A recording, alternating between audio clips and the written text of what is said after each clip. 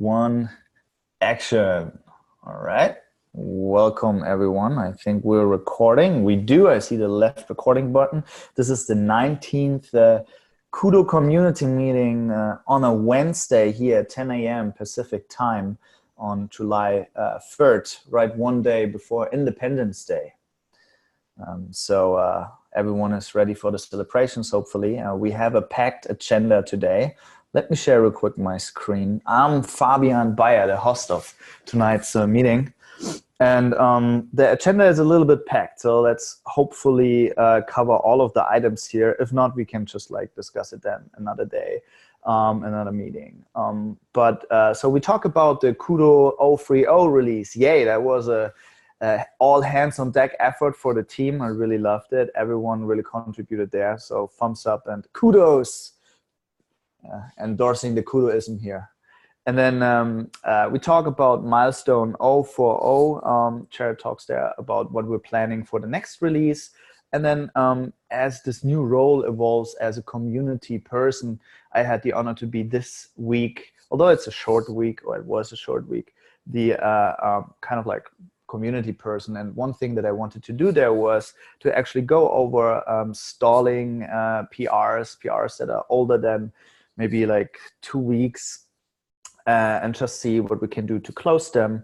And then also getting, because I saw we had a Cambrian explosion of activity, maybe also see what the current recent ones are and talk about them and get them merged or unplugged.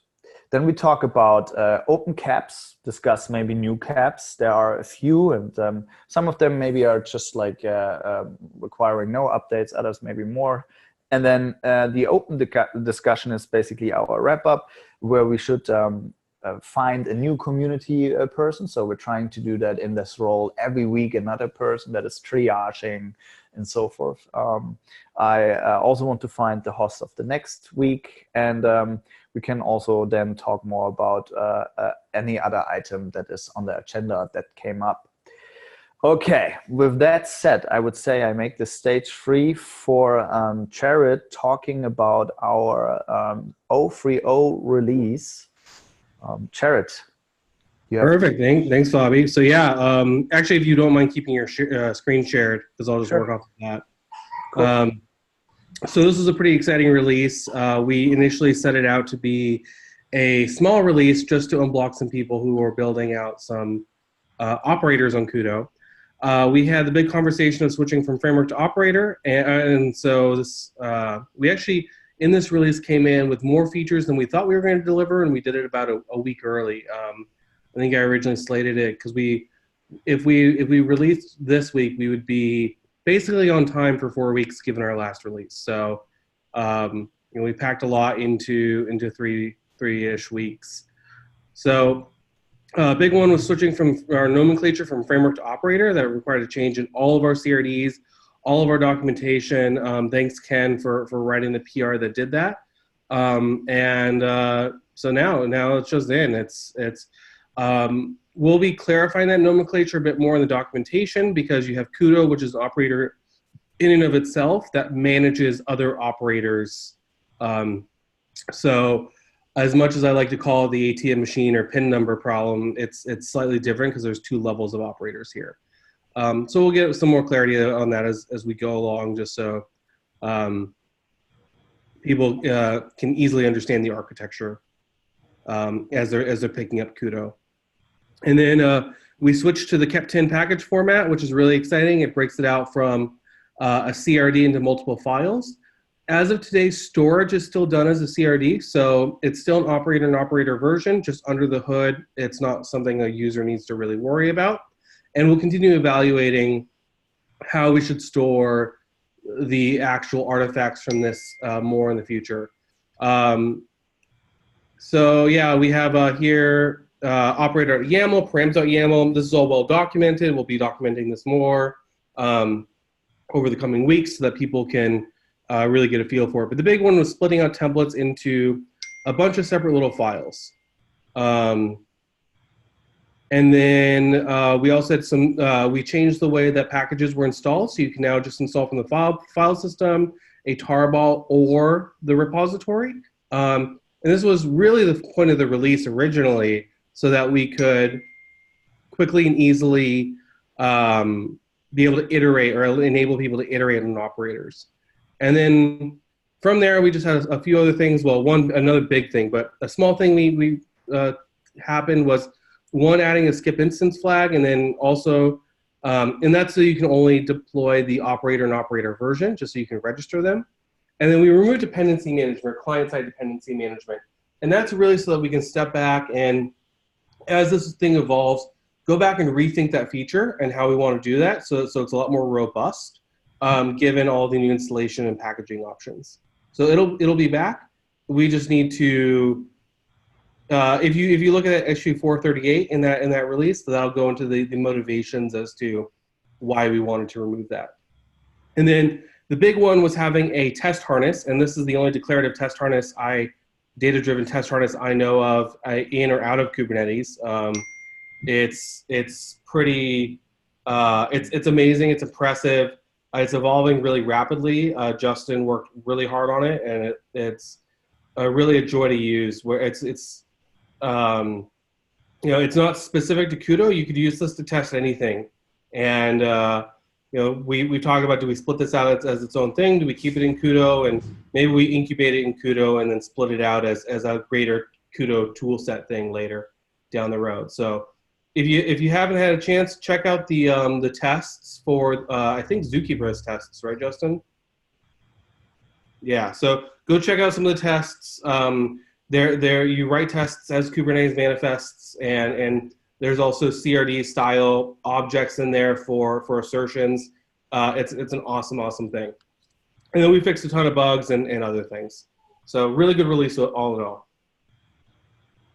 All right, and then I think with that said, we're talking more about also what is on the agenda for 040 and the milestones there. I think that's a great segue if you want to talk more there.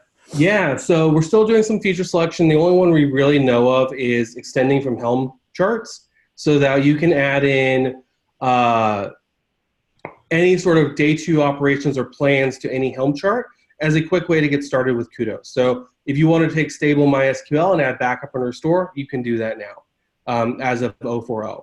There's going to be a big, heavy focus on documentation and general cleanup as we go soak and get people building frameworks and getting closer to production. So from a feature standpoint, I want to keep this release a little bit smaller. I know that I'm starting the work for output variables as part of the extensions or as part of the dependencies greater conversation, but output variables turns out to be a fairly complicated thing, and I'll talk about that a little bit more in update on or new KEPs, because I think we're going to need to spend a little time iterating on design to solve the problem of fetching values from other Kubernetes objects and exposing them.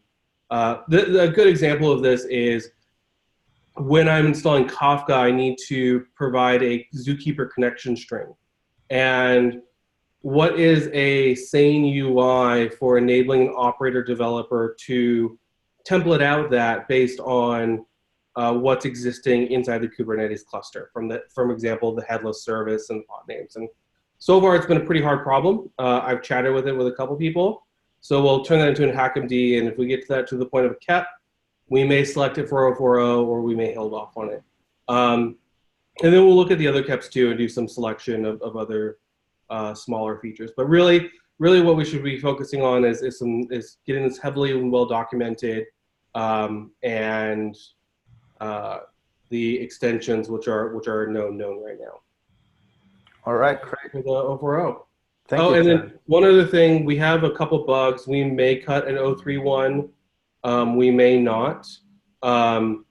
If I don't see any of those bugs right now blocking anybody, but if they do, I mean, cutting releases now is pretty easy for us. So it is. Could I add one more thing to 04? Yeah, for our 04, what I would also like to see is a release process for operators out of the operator repository into the repo. At least some progress in that direction, if not part of the 04 release. It's a little weird thing to call it part of 04 just because it's a separate thing. It's not part of it's not a versioning aspect for KUDO itself, but within the time frame for which we plan to release the 040, I think we should have that in place. Also, I guess you could call it part of cleanup, but I'm refactoring now some of the installation, which is cleanup. But one of the things I'm going to add in is the ability to install an operator from a URL. So my expectation is that a framework author in the throes of development will want to run off their file system, off of their local file system. But they might, before they actually send something to a repo, they actually might want to have a third party, a second person, or a tester test this thing. They should just be able to host it on a URL and be able to provide the URL, and we'll install it. So that's my goal in that. Yeah, that would, exactly. And I mentioned that down here as well when we talk about, did I not? Automated release process under CAP 10 a little bit also as well. It goes in there too, so we can talk more about this later as well. So that's good. But the first steps should be already seen in 040, of course. I think we should also automate the generation of the YAML files that are used in the getting started guide. Mm-hmm. Oh, I love that. Yeah, because otherwise the URL don't look very clean. So in the last two releases, we updated them after tagging the release. So we cannot put nice URLs in the getting started guide. So if we automated that, then it won't happen again on all the URLs. That would look nice. That actually reminds me, Gaston, that's a really good point, because one issue that I now has jumped back in my head, it might be a good idea to just even replace that with a kubectl KUDO init that just installs the manifest for you and deploys the KUDO manager. So I'll open that issue, because then it replaces those 3 apply steps in a generation with something we just built in and version into the release of each CLI. And I think what Gaston also mentioned was that when we run the actual release process in config CRDs, the CRDs are created, that is fine. But then in our site, they need to be replicated into our site repo or folder structure. And there they were outdated, right? That's what a kubectl KUDO init would potentially replace. Okay, good. Yeah, that was something that we actually ran into the last release, so that's great if we can improve on that one. Baby steps, but yep. Okay, more questions or comments? All right, let's talk more, and we can always jump back if there's anything along the line coming up. Let's talk more about open PRs.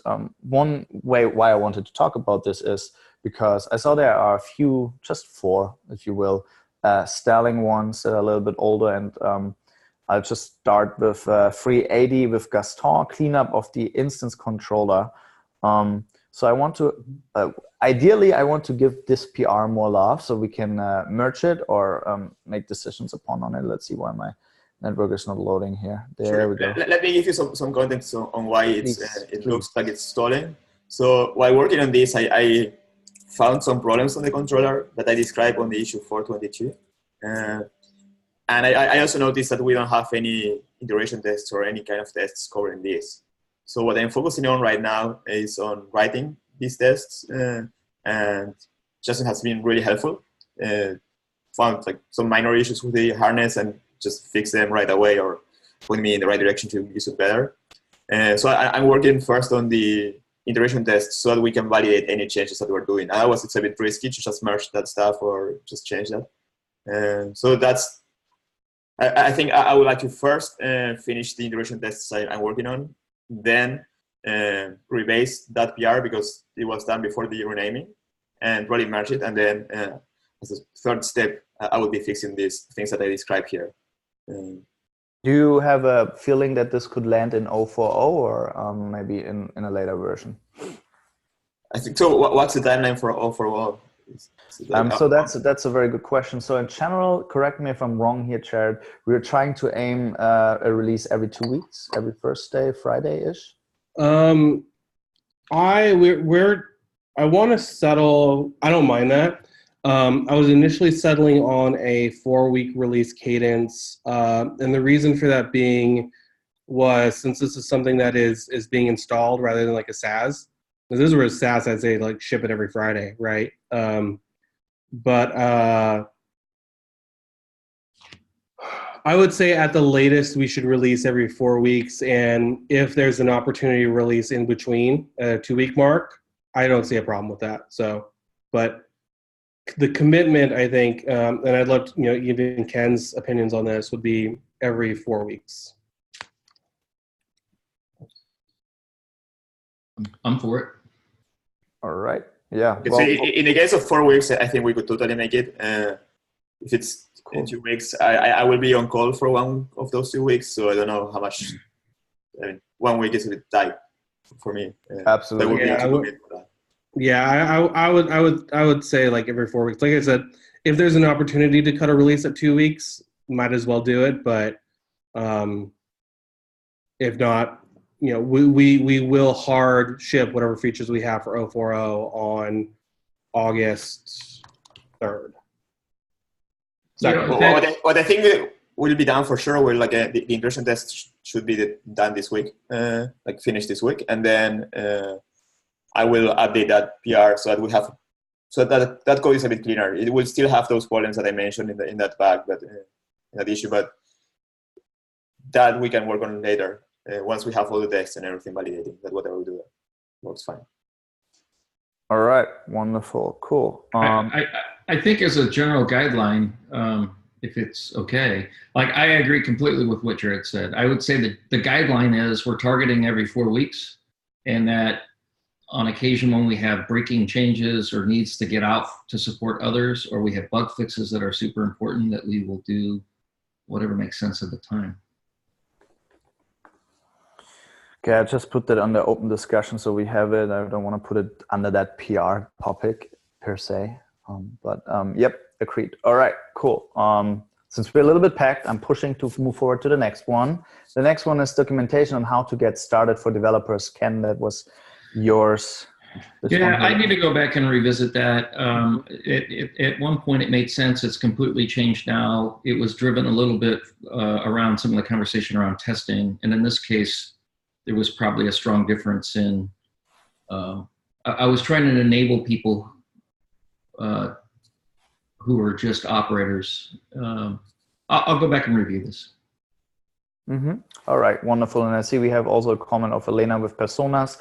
I think there's also an issue, a very early on issue that I created that has also personas that I afterwards actually add there and link there, and then we can take it from there. Okay, cool. The next one, breakdown of instance controller into smaller parts. I think was that Tarun. He paired with maybe with you, Jared.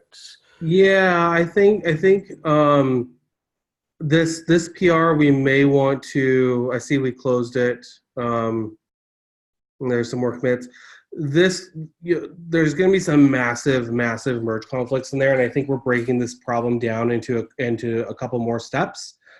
Starting, for example, with your merge patch, talking about breaking that out into a testable function, right? Mm-hmm. So maybe we keep this open as a good reference point for some of those changes. This is just moving things into a new package, but I think we might get a bit more out of some smaller incremental changes that I think are already happening. I think this PR is just going to continue to drift. So let's leave it open so we don't miss anything while these other ones are open. Maybe just mark it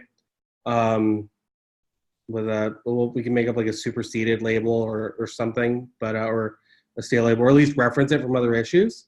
And then once that work's completed, we'll close this. You know what we should do is make a centralized tracking issue for all these PRs that are doing the plan execution and instance controller cleanups. Yeah, so let's create a PR for that one. Yeah, tracking issue. Yeah, sorry.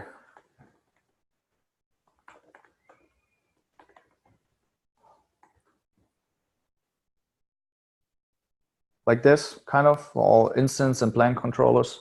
Controller cleanup, yeah, that looks good. Okay, cool. All right. Yep.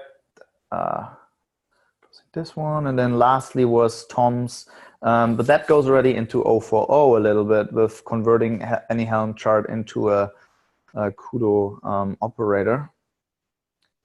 And so let's see what's the last update there. So there was also kind of a work in progress branch. There's two things going here, two streams of work. One is extending from another Helm chart, and one is converting the assets over. So this is the latter of the two. I think 040 will be extensions while we continue to figure out our story on this one.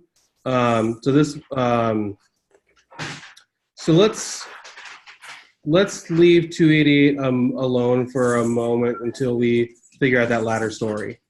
Okay. Yep. All right. Then most recent ones, the ones from Elena, the magical number 500. I think most of them are actually good to merge. Or let's see, what is this one? Remove interactive install, more install, refactoring.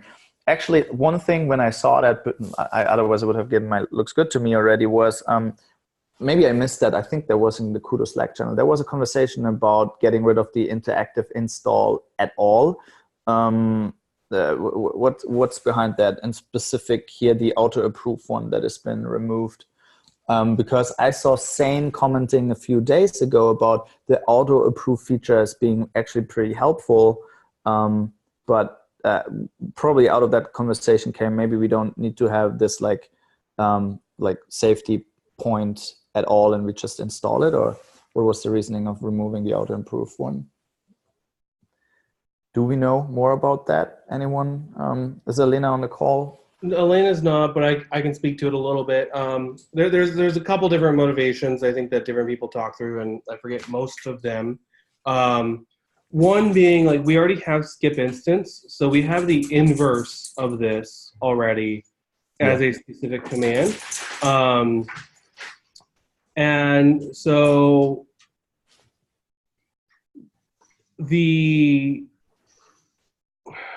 I don't know, I feel like we need to go and figure out the semantics there of what we want as far as installing operators and operator versions and instances goes. And just get a clear story on this, but the inverse right now sort of covers that semantic at the moment without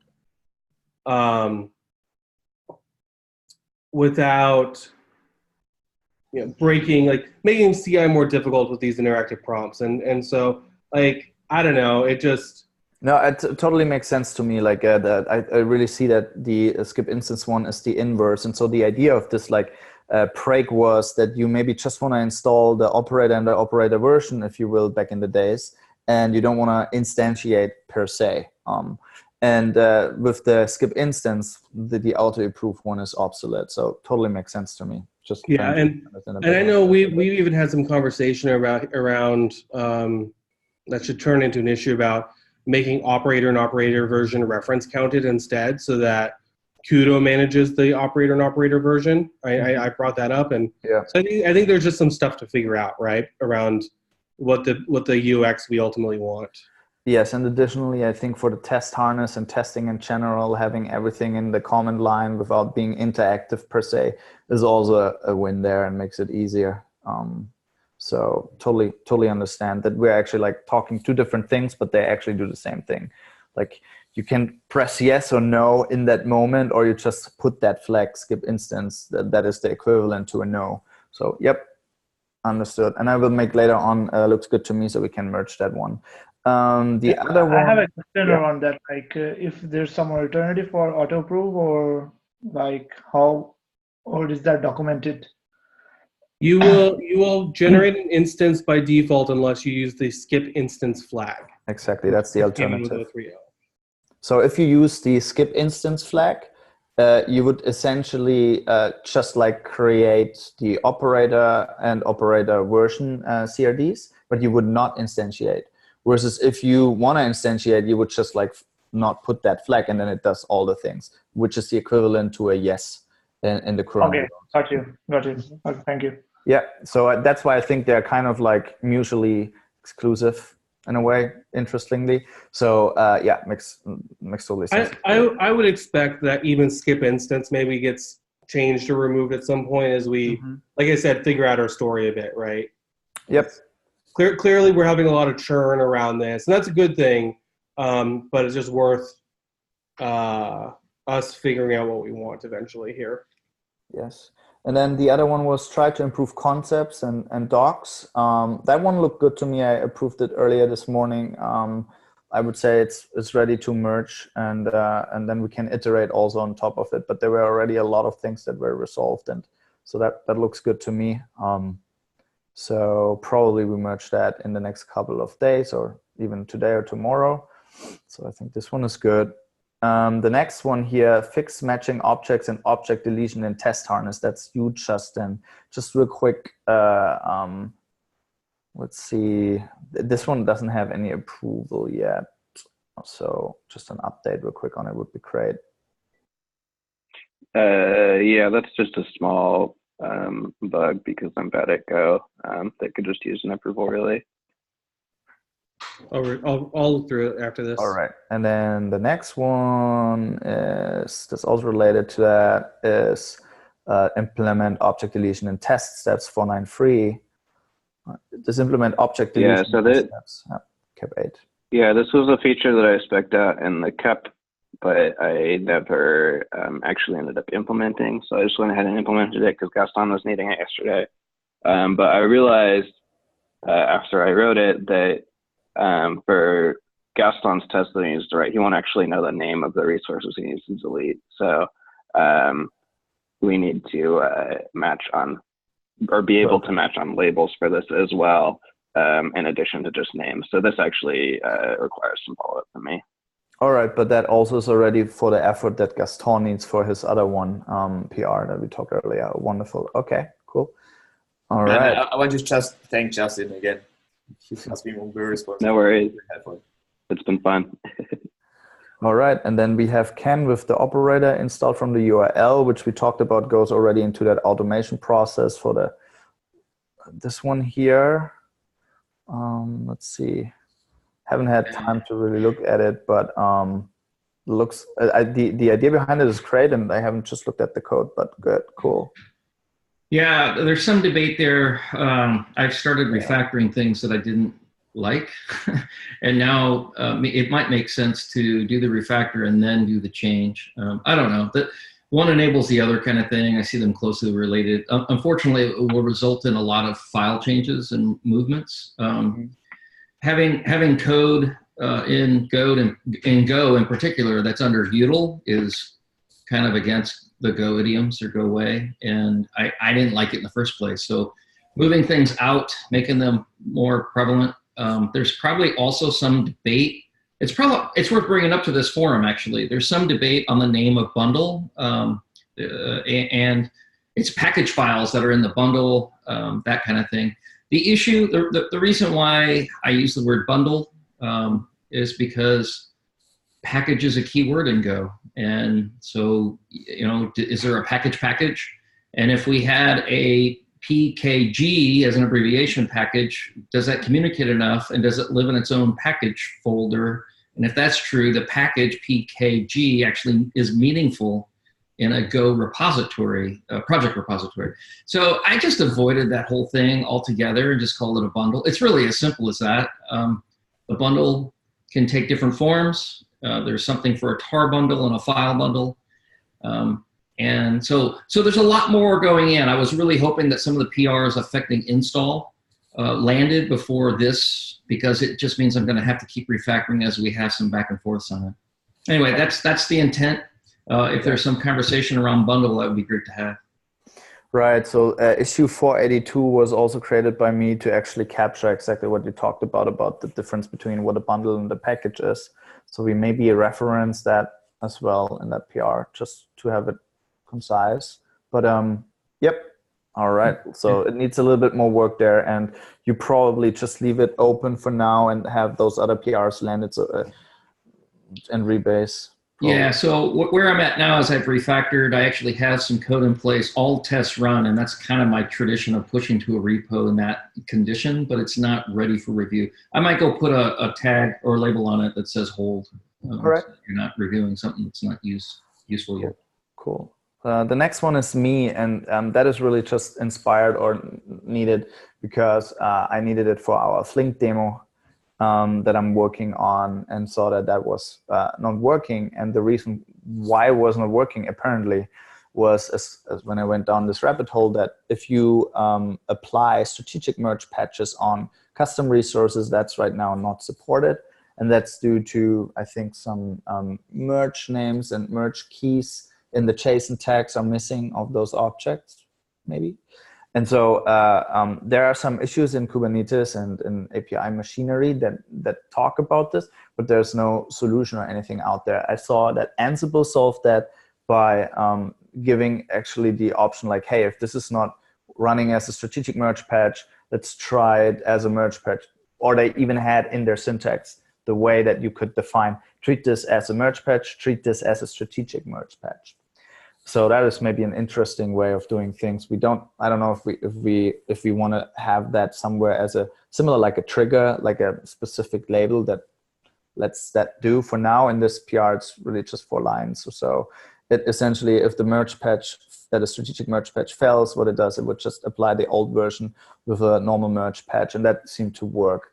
But it's also not the most elegant way of doing this, but at least it got me to the point where it was working. So yeah, I was wondering if maybe other frameworks, not apparently immediately to me, but other frameworks maybe run into similar issues, that suddenly because we switched to strategic merge patch, maybe one thing or the other wouldn't really work. So that's probably then also captured in more tests that we write. And I think this one also needs a test for us seeing actually if it works. I saw there was a problem with serial and parallel. So I want to write a test for that as well. But yeah, I don't know what the best way is to approach this one. If we should just like use this as a O for O, or not, or even close it and not merging it, and try to get it done in another way for the Flink framework. Just yeah, I think this is a good forum to talk about this, especially with Justin and Jared, about the strategic merge patch, and what you guys think, if that is appropriate here or not. For now, making this accessible. I saw Jared's comment about the way we're doing it right now potentially being a little heavy-handed. Yeah. But we have there, we just have like if error does not equal nil. Could we like actually enumerate the errors that we care about, and then that way, you know, if like it's a network timeout, we're not just falling back to strategic merge, but we do it only when the strategic merge specifically fails. Okay, that makes sense. Yeah, some assertion there. Okay. Yeah. The other thing, actually, I don't think I think my second comment is actually covered by the fact that we're creating the merge patch off of the remainder of what the strategic merge patch was, or no, yeah, the template. So that I think we already actually covered that. When I rereading that comment, I don't think we're gonna have an issue with that one. But I was wondering if it makes more sense for us to, you know, Ken mentioned writing tests for this. We are already marshaling this into a runtime.object, and for CRDs, those get I think they should get marshaled into an unstructured.unstructured. So you could probably abstract this out into a function that returns the right type of patch based on whether it's an unstructured.unstructured or not. And now you have a function you can test. Okay, yeah. Right, and then you're going to only issue r.client.patch once, and skip it. Right. I mean, what Justin's saying is still probably right. We need to figure out, are there situations where even when I do that, it still blows up? And yeah, it was just a network thing or so. Yep. Throw our hands up. But no, okay. So just I will like continue work on that and maybe make it a little bit more verbose and get a little bit more catches for errors there, and then see how we can take it from there. But overall, in the right direction. Okay, cool. That's all I wanted to know. This one. Yep. Another thought is that when Jared and I were working on this, I think we fixed a bug after we'd switched to strategic merge.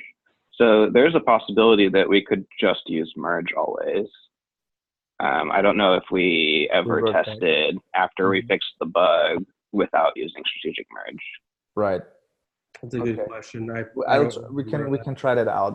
Do you know which bug that was? Was it captured in an issue or? Well, no, it wasn't because we were doing it in live. Oh, go ahead, Justin. Yeah, I was just gonna link the PR. Oh yeah, we did when we were debugging it, we figured out that we figured out that we should just use the template versus the existing object to create the merge patch from, to prevent empty immutable strings from being there, so that you're only creating a merge patch off of the things that the operator cares about, not what Kubernetes decorates in. Yeah, we were doing like this extra set of serialization or something that didn't have to happen. Okay. All right. And then for the sake of time, moving forward to Matt's ones about the splitting of the community page and at events mechanism. How are we doing here? I saw 17. I know Matt's got a clash with this meeting, so he can't be in attendance. All right. Let's just move this one for the next meeting then, if Matt has time. So I want him really to talk about that one. And I mean, we have maybe like 6 more minutes or 10 more minutes. I don't want to rush too much over it, but we have a few. I just wanted to talk about a few more caps. Cap 13.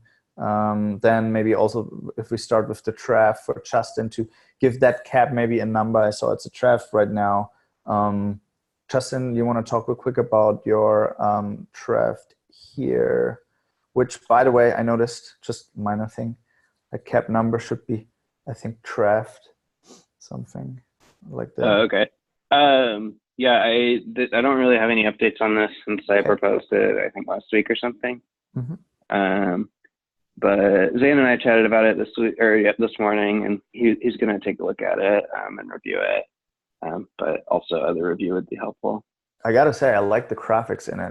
That's already approval criteria for me. I spent quite a long time on those graphics. They look good. Yeah. Orthogonally from this, we also talked about getting GKE clusters deployed for us for operator CI, just like get that done instead of waiting for this. So I'm going to try to do that this sprint. Okay. Do you have access to our GCP project? What's that? Do you have access to our GCP project? Probably not, but you and I can talk about that after this, I guess.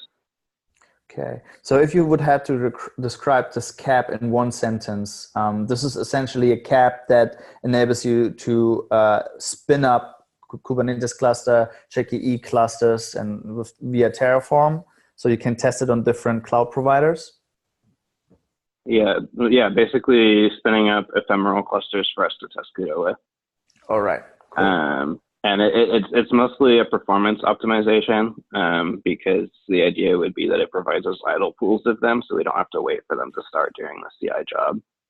That's the main benefit there. So that's why I was going to go ahead and get us a GKE cluster or GKE clusters to use separate from this, and we'll just wait the 5 to 10 minutes for the cluster to start until we have this. All right. Cool. Good. Yeah, I think we're at cap that would be cap 14, right? Can we all agree on this should be cap 14? Yep. All right, wonderful. Good. Then cap 13 external specs. Let's see that real quick. Is there any update on this one? Probably. This might be close to, it's probably worth a review, but it's in master now, so there's... It's provisional. Yeah. Okay, well, no updates here. Then we have cap 12 operator extensions. Probably, wait, was it the same one? No. Okay, probably similar needs maybe more review. It's provisional, so that just needs to be triaged in a way that we can break that down into issues and work on it. Yeah, this should actually be a pretty high priority to get to implementable for 040 if we want to do it.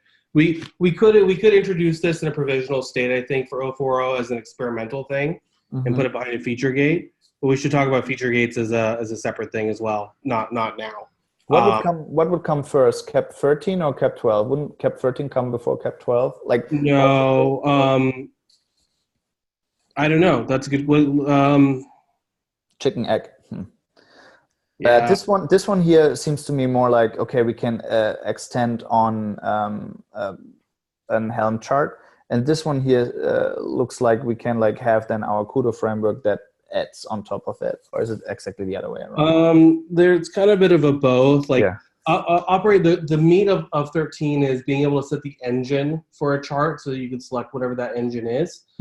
12 could be implemented without allowing you to select it just for Helm charts. And but you wouldn't be able to use Helm files locally in your in your repo. So I think 13 builds upon the work in a branching direction, whereas they're both, I mean, even if they're both fairly related to each other.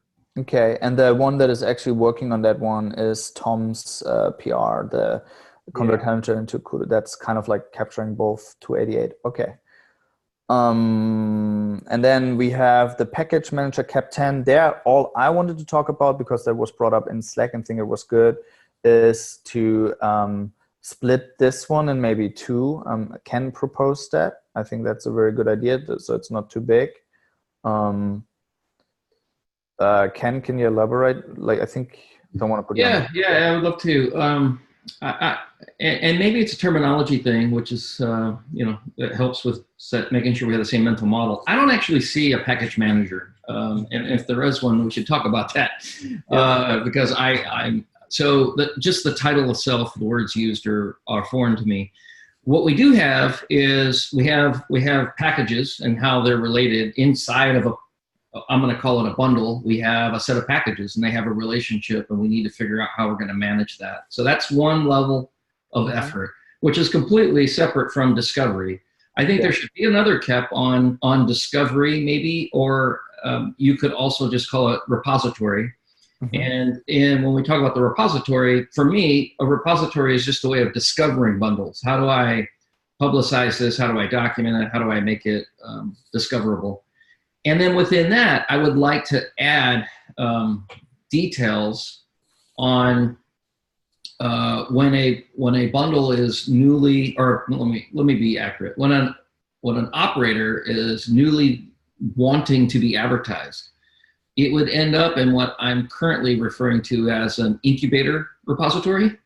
And then what I was hoping to write in the CAP is that we needed to, I'm sorry, I'm stumbling my words, but we need to refine or define a mechanism by which we graduate into the graduate repository, and that we have two repositories. And so I'm not necessarily saying out of the gate we need to have the definition of how to graduate. I am saying that we have a clear definition of what a repository is, what its value is, what its goal is, and that we and in all likelihood have some structure. Here's how we structure that repository, how things are indexed, how we manage the packages or bundles inside of them, and that we have defined two of them. And then at some point that will probably drive some change, right? Like we'll probably have a configuration that a switch will switch you into the incubator versus the graduate. And then we'll probably add some more stuff, like here's how to add your own repository. So we could add custom repositories, which would help with air gapping and things like that. So there's a series of things that I think need to be done in kind of lockstep. And I would love to do that in one of those CAPs. So I'm just trying to make sure we're... Yeah, no, I think that is exactly right what we need to do here. Also, like having graduation criteria that like has maybe more mature tests, and then we can decide, like all of this should be discussed in an extra CAP. So what we should probably do is a name change if that is all right, for actually this cap 10, splitting this cap 10 into 2 caps. The reminder, what's left over, is essentially the old cap 10 with a new title. And the new one, cap 15, for instance, would then talk about more about what you talked about, the discovery and the new nuances there. So if you want to try that, that would be great. Just a PR that like splits those into or 2 PRs. Yeah, that would be great. Cool. All right. That wouldn't also go into the automated release process. And that would be probably in the new one with the new nuances also been like honored and mentioned and waiting for that review. And I also want to add things there. Great. Okay, cool. Lastly, we have dynamic CRDs. And Jared, in the beginning, you said you maybe say 1 or 2 sentences to output variables. Yeah, I'll blast through these since they're going to become kept soon. And may even be a bigger one coming, and this is setting the stage for it. So dynamic CRDs are back, 1.15 shipped. We can do them now. So I'm going to start the cap up for that process, and this is going to bring us back into declarative operations. So basically, that's taking our current format, maybe adjusting a little bit, but we generate out a MySQL CRD, right? And then if you want to create plans around a MySQL index, you could create, an index CRD that has a create and a destroy plan. And so figuring out the semantics of that to truly drive declarative components and operations, we're there. We can do it now. KUDO can be an operator finally that fully manages other operators. So I think that's going to be a long tail kept, but let's start that work. I'll get the initial proposal for that up and going. It's not something I expect to land. I think it's going to take a while for us to land it, but I think having some really considered approaches to this API is really going to be the definition of we keep saying that KUDO is about the day 2 operations and declarative day 2 operations, and this is really getting into the definition of what KUDO is supposed to be now that we can do it. All right. So and then getting into output variables. Output variables is this idea that if I am deploying Kafka, I need a Zookeeper connection string.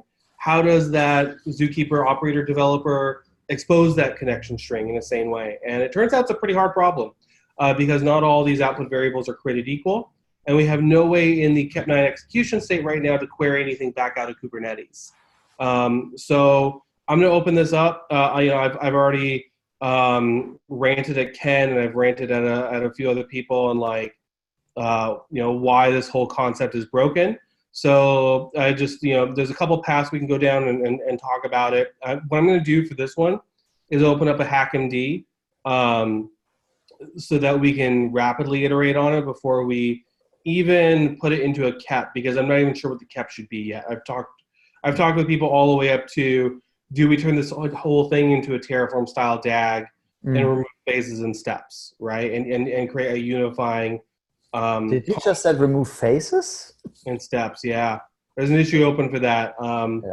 And so this is potentially something that, again, also changes the very core of the internal engine, but also may be pretty awesome.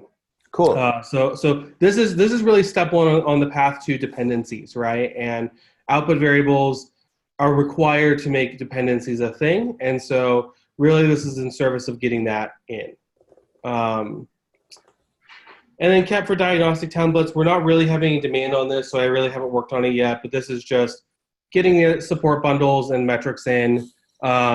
I haven't touched this. This is a pretty stale KEP at the moment. And low priority, right? Yeah, if someone cares about it more and wants to take ownership of it, please do, because I'm much more interested in the dynamic CRDs and output variables and dependencies at the moment.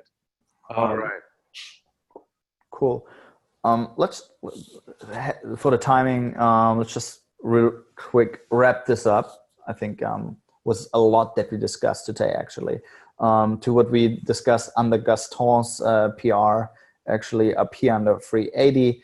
The release cadence, we try to target every 4 weeks. So that should be a more like high level goal there for us. Okay, cool. community person for next week is, I think, an important thing. Is there anyone in this group here that volunteers for the next week, within this week, to do some roles like I did today, for instance, looking into stalling, PRs, caps, issues. We haven't really looked at issues, actually, making sure the labeling is fine. What we haven't done for this release or for the 040 is looking into our GitHub project and making sure that the milestones are fine there, and there's a milestone for 040, and PRs and issues are referenced, and things of this, I think, are perfect roles for the community person, the rotating community person. Yeah, I'll set up the initial triage milestone for that, just since I've been doing that anyway, and then the community person can triage new issues coming into that milestone or not in conjunction with me. Okay. I'm happy to do it actually one more week, and as we like define better maybe this role, but if anyone wants to do it, please let me know as well. We don't have to decide it right now. In the KUDO channel, speak up there. Not a problem. In America, this week is anyways a little bit slow, so if someone from the European time zone wants to jump in there, I'm happy to do that. And then I think the only thing we need to discuss is the host for the next week. I vote for having the meeting next week moved back to, or it's already on Thursday at 10 a.m. Pacific time. I think we shouldn't change that. We should keep it that way. And who wants to be a host? Of course, I'm the default host. There's no other person. But someone that hasn't done it maybe yet. Although it seems like I'm always cooking up excuses, but once again next week I'm traveling. So okay, no worries. I make clear to Manchester on Wednesday that I'm traveling back Thursday. I don't get back until about 6 p.m. UK time. So all right, I'm cutting it a bit fine, unfortunately. Okay, but I'll be happy the week after. So. Okay, week after is you. All right, that's then the 21st. Wait, I could probably do it. I commit to that. Justin, all right, cool. Justin will be for the 20th, and then Nick for the 21st. Yeah.